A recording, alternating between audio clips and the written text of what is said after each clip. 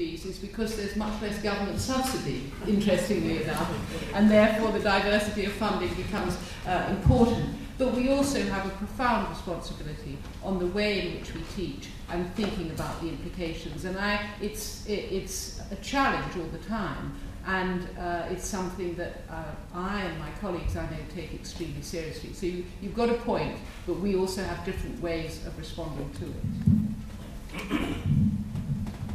You know, over the last 4 to 5 decades, I mean, it's been there for a while, but business and industry has grown tremendously, and they are a very strong agent of change. And it's very important that there are mechanisms to channelize this agency process in a manner where it is beneficial to the society. And I think this is where management education comes into play. Perhaps it is in its infancy compared to many other disciplines globally.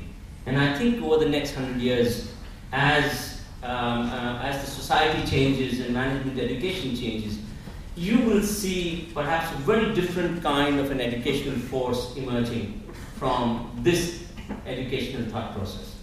On the other hand, you know, there are large sections or sectors of the society which are very undermanaged. And they have remained undermanaged for the last 200 years.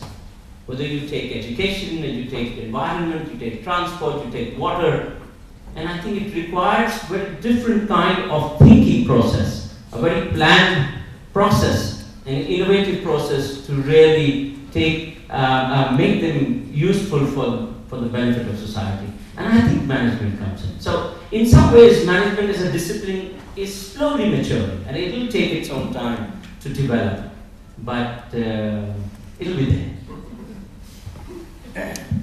Thank you. Well, I'm afraid I must bring this discussion to a close because time is getting on, and I've been asked to make sure that we close the meeting around 6 o'clock. I think we've had a very lively discussion session. We've had many thoughtful ideas presented by Professor Richard, our panelists here. Catalyzing innovation, which is the theme of Professor Richard's talk, is something which is now an increasingly important concern in India. And so your talk comes at a very appropriate time.